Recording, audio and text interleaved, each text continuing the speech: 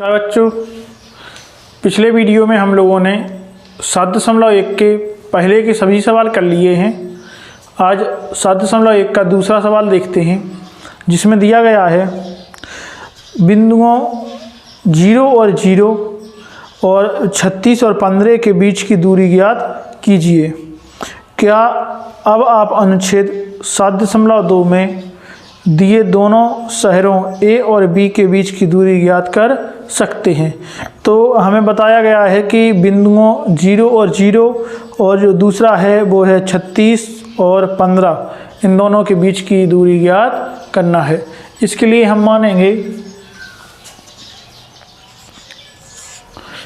हम माना कि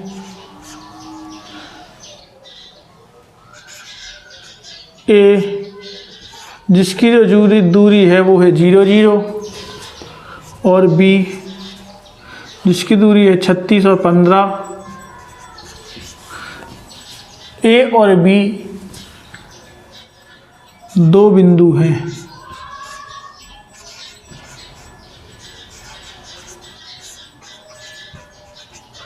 हमने मान लिया ए और बी दो बिंदु हैं। अब हमें ए और बी दोनों बिंदुओं के बीच की दूरी ज्ञात करनी है, बिंदु ए की और बिंदु बी की दूरी ज्ञात करनी है, जिसके लिए हमने आपको कल एक फार्मूला बताया था। जो फार्मूला है कि यदि हमें ए और बी के बीच की दूरी ज्ञात करनी हो तो उसके लिए जो हमारा फार्मूला था वो है x2 माइनस x1 का whole square plus y2 minus y1 का होल स्क्वायर। तो इस फार्मूले से हम बिंदु ए और बी कोई भी दो बिंदु दिए गए हैं तो उनके बीच की दूरी हम ज्ञात कर सकते हैं। अब आगे करते हैं ए और बी। अब हम x2 और x1 के मान रखेंगे तो x2 कहलाएगा हमारा 36, क्योंकि जे वाले जो मान हैं जे है x1 के और ये वाला y1 का। इसी प्रकार से जे x2 के और जे वाला y2 का मान कहलाएगा। तो हम देखेंगे कि हमें रखना है यहाँ पे x2, मतलब x2 की जगह हम मानेंगे 36। तो 36 माइनस x1 का मान कहलाएगा 0 और उसका स्क्वायर प्लस यहाँ पे y2 माइनस y1 का मान है यहाँ पे 15 और माइनस y1 का मान कहलाएगा 0 और उस पर होल स्क्वायर।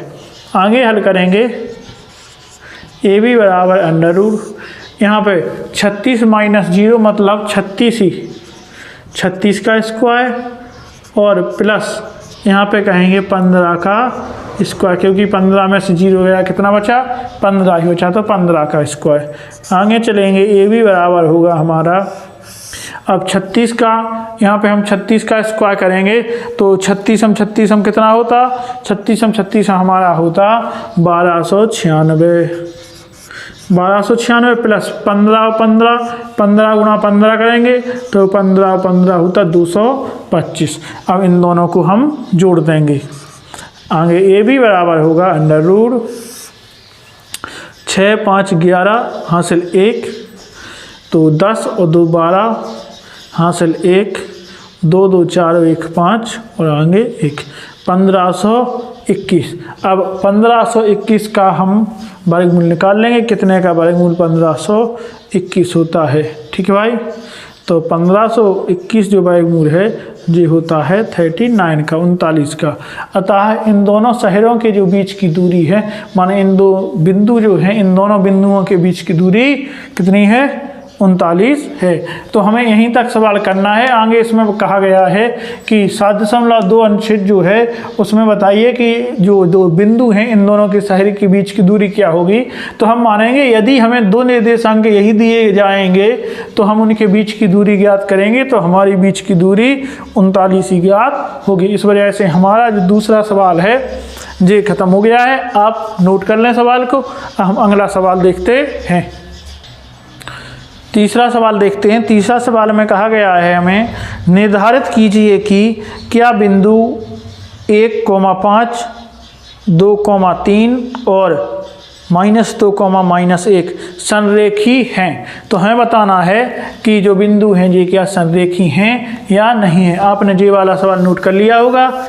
अब अगला सवाल देखते हैं, तीसरा हमें बताना है कि जो 3 बिंदु दिए गए हैं, ये तीनों बिंदु संरेखी हैं या संरेखी नहीं हैं। तो इसमें आपको कुछ देखना है, बताएंगे आपको। संरेखी बिंदु कहलाते हैं जो बिंदु एक ही रेखा पर उपस्थित हों, वो बिंदु संरेखी बिंदु कहलाते हैं। इसके लिए हम देखेंगे 1, 2 और 3। हमने माना जो 3 बिंदु हैं, इसको ए, इसको कहेंगे बी और इसको कहेंगे सी। तो हमने माना कि ये 3 बिंदु जो हैं ये संरेखी हैं। यदि आप लोग देखें कि जो 3 बिंदु हैं यदि संरेखी हैं तो इनमें आप देखेंगे कि हमेशा इन दोनों बिंदुओं के बीच की दूरी और इन दोनों बिंदुओं के बीच की दूरी, मतलब ए और बी और सी, इन दोनों के बीच की दूरी और इन दोनों बीच की दूरी का जो योग है वो हमेशा पूरी दूरी के बराबर होगा। हम इसमें कह सकते हैं कि A B plus B C बराबर ए सी। यदि संरेखी बिंदु हैं तो उसके जो बीच की दूरी होंगी ये दोनों इन दोनों बीच की दूरियों का योग इस पूरी लंबाई के बराबर होगा। तो इससे हमें पता चल जाएगा कि ये बिंदु क्या है, संरेखी है। यदि इन दोनों का योग AC के बराबर नहीं है तो ये संरेखी बिंदु नहीं होगा। तो इसमें हम देखेंगे, इसी प्रकार से देखेंगे कि यदि AB और BC का योग AC के बराबर होगा तो यह बिंदु संरेखी कहलाएंगे, और यदि योग बराबर नहीं है तो ये बिंदु संरेखी नहीं कहलाएंगे। देखते हैं, हमें दिया गया है 1 और 5। हम मानेंगे माना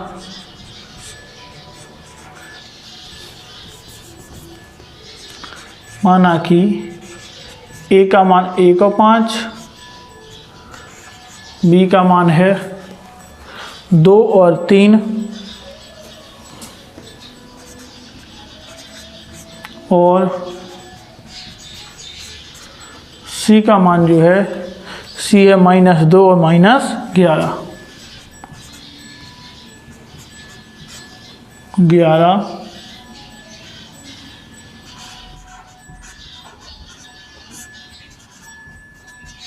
बिंदु है। हमने माना कि ये 3 बिंदु हैं ए बी और सी। अब हमें बताना है कि जो ए और बी और सी बिंदु कैसे हैं, संरेखी हैं। इसके लिए हमें चलना होगा सबसे पहले ए बी से, फिर बी सी से और फिर सी ए से। जब हम इन तीनों से चलेंगे तो हमें प्राप्त हो जाएगा कि जो तीनों बिंदु जो हैं वे तीनों बिंदु कैसे हैं, संरेखी हैं। तो हम देखेंगे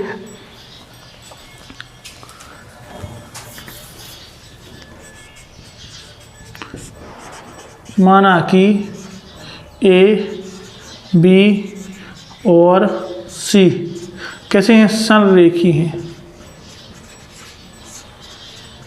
संरेखी हैं। तो जब ये तीनों बिंदु संरेखी हैं तो इसके लिए हमें मान निकालना पड़ेगा पहले ए और बी के बीच की दूरी। तो ए और बी के बीच की दूरी यदि हम निकालेंगे तो हमारे लिए फॉर्मूला होता है x2 - x1 का whole square plus y2 - y1 का होल स्क्वायर। तो जो फॉर्मूला है वो x2 - x1 का whole square plus y2 - y1 का होल स्क्वायर। इससे हम ये निकाल सकते हैं, मान रखेंगे ए बी बराबर होगा √x2 यहाँ पे कहलाएगा हमारा 2, x2 - x1 कहलाएगा 1 का होल स्क्वायर प्लस y2 होगा हमारा 3 और माइनस y2 - y1 होगा 5, इसका भी होल स्क्वायर। आगे चलेंगे तो ए बी बराबर होगा √2 में से 1 गया, 1 बचा तो यहाँ पे 1 का स्क्वायर प्लस यहाँ पे 3 में से -5 गया तो बचा -2 का स्क्वायर। तो आगे ए बी बराबर होगा √1 का स्क्वायर 1 ही और 2 का स्क्वायर 2 दूना 4 प्लस के 4, 2 दूना 4 माइनस प्लस हो जाएगा। तो यहाँ पे ए बी बराबर होगा √5। तो हमें ए बी का मान यहाँ पे प्राप्त हो गया है। ए बी बराबर निकला है कितना, ए बी बराबर निकला है √5। आगे देखेंगे अब बी सी, हमें मान याद करना है बी सी का। तो इसी प्रकार से हम बी सी का मान देखेंगे। BC बराबर है, BC बराबर लिखेंगे BC। तो इसी प्रकार से हम BC का भी रखेंगे, BC का under root x2 minus x1 का whole square plus y2 minus y1 का भी whole square, x2 minus x1 का whole square plus y2 minus y1 का स्क्वायर। तो BC बराबर होगा अंडर रूट x2, यहाँ पे B और C ये दोनों हैं तो x2 कहलाएगा -2, और यहाँ पे जी माइनस लगा ही है ये वाला, और x1 यहाँ पे कहलाएगा 2, इसका whole square plus y2 minus y1 कहलाएगा -11, तो -11 माइनस y1 कहलाएगा हमारा 3 और उसका भी होल स्क्वायर। आगे देखेंगे BC बराबर -2 कितना होगा, -4 का होल स्क्वायर प्लस अंडर -11 और -3, तो 11 और 3 कितना होगा, -14 का होल स्क्वायर। हाँ, अब इन दोनों का होल स्क्वायर हमारा निकल आया है। अब इन दोनों का होल स्क्वायर क्या होता है, 11 का होल स्क्वायर और 14 का होल स्क्वायर। तो 11 का होल स्क्वायर जो होगा और 14 का स्क्वायर होगा, तो यहाँ पे हम करके देख लेंगे। -4 का होल स्क्वायर कितना होगा, -4 का स्क्वायर होगा 4 चौका 16। तो BC बराबर अंडर रूट 4 चौका 16, और माइनस क्या हो जाएगा, प्लस हो जाएगा, और आगे वाला प्लस।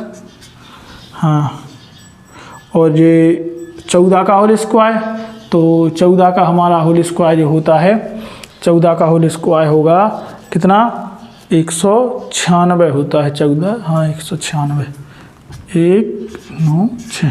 तो यहाँ पे आप देख रहे हैं कि जो 16 का होल स्क्वायर है, और जो -4 का होल स्क्वायर है वो 16 हो गया, प्लस 196 जो -14 स्क्वायर, जो माइनस है ये माइनस हट जाएगा क्योंकि स्क्वायर है यहाँ पे, तो 2 बार गुणा होगा 14 का, तो ये हट जाएगा। आगे देखेंगे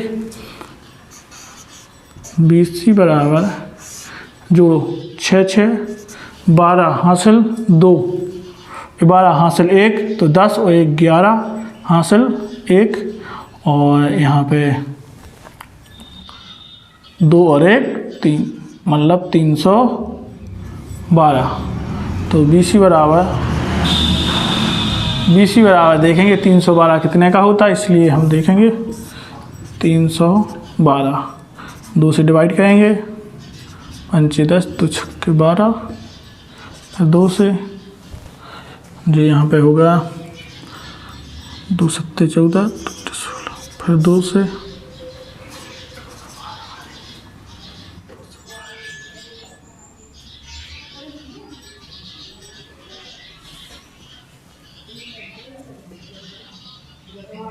हाँ 9 1 10, सॉरी यहाँ पे कितना आएगा, 212 आएगा, ना कि 312।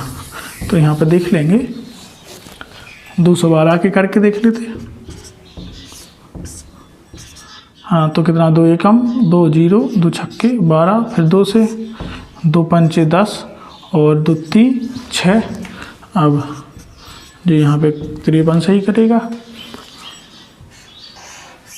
तो कितना आ गया, 2 गुणा 53। तो यहाँ से 2 बाहर निकल आएंगे, 53 अंदर ही रहेंगे। तो BC बराबर 2 अंडर रूट 53।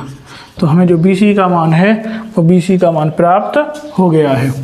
अब BC का मान जब प्राप्त हो गया है तो हमें अगला जो मान निकालना है, अगला मान हमें निकालना है CA का। तो हमें AB का मान प्राप्त हो गया है और BC का मान प्राप्त हो गया है। अब आगे हम मान प्राप्त करेंगे किसका, CA का। देखो, तो C का और A का।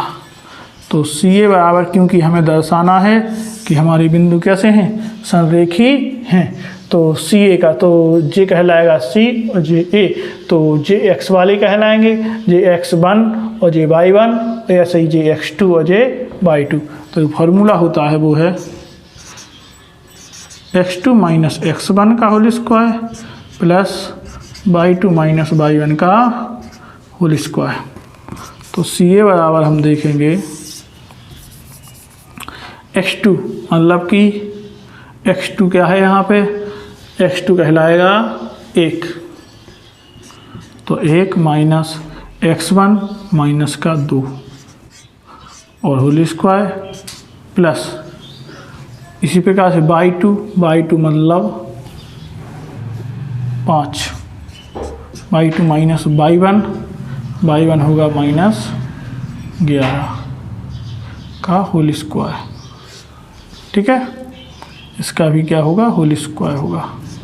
आगे CA बराबर अंडर रूट, इसमें क्या आएगा देखो, 1 माइनस माइनस प्लस 2 का whole square plus 5 minus minus plus 11 का होल स्क्वायर।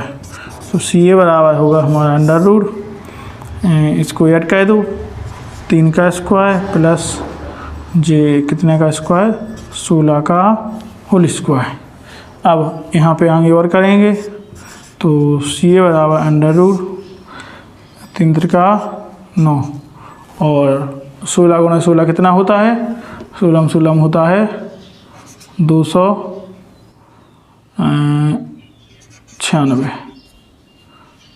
296 या 296 ही होगा, 296 ही होगा, 256 होगा, सॉरी कितना होगा, 256। ठीक है भाई, यहाँ पे कितना होगा 256, इसको ऐड कर देंगे तो CA बराबर हमारा होगा अंडर रूट 15 हासिल 1 और 6 और 2। ठीक है, 263। अब यहाँ पे हम 263 हमारा CA बराबर आ गया है। अब यदि हमें देखा जाए तो J और J मतलब कि AB और BC इन दोनों का योग होना चाहिए किसके बराबर, 163 के बराबर। तो इन दोनों का योग जो है हम नीचे यहाँ पे निकाल सकते हैं कि AB प्लस BC बराबर CA या AC। तो AB का मान कितना है, AB का मान निकला अंडर रूट 5 प्लस BC का जो मान है वो है 2 अंडर रूट 53 बराबर जो CA का मान है वो है अंडर रूट 263। तो अब यहाँ पे आप देखें कि क्या आपको दिख रहा है इन दोनों का योग इसके बराबर है, तो हम कह सकते हैं कि जो इन दोनों का योग है वो इसके बराबर नहीं है, अतः रेखा जो है वो रेखा संरेखी नहीं है। तो यहाँ पे नीचे यदि हम लिखना चाहें तो हम यहाँ पे लिख सकते हैं कि AB प्लस BC बराबर नहीं है किसका, CA, अतः बिंदु A, B और C संरेखी नहीं है। क्या है, तो बिंदु A, B और C संरेखी नहीं है। तो ये तीसरा सवाल हो गया है। आप फिर से देख लें कि हमें मान निकालना है पहले AB का, उसके बाद BC का और उसके बाद CA का। यदि हम AB और BC और CA का मान निकाल लेंगे तो संरेखी दर्शाने के लिए हमें करना पड़ेगा AB प्लस BC बराबर CA। तो इससे हमें सिद्ध हो रहा है कि जो दोनों इसके बराबर नहीं है, अतः जो बिंदु जो है तीनों ये संरेखी नहीं है। तो हमारा जो तीसरा सवाल हो गया है। अब अगले वीडियो में हम अगला सवाल देखेंगे। धन्यवाद।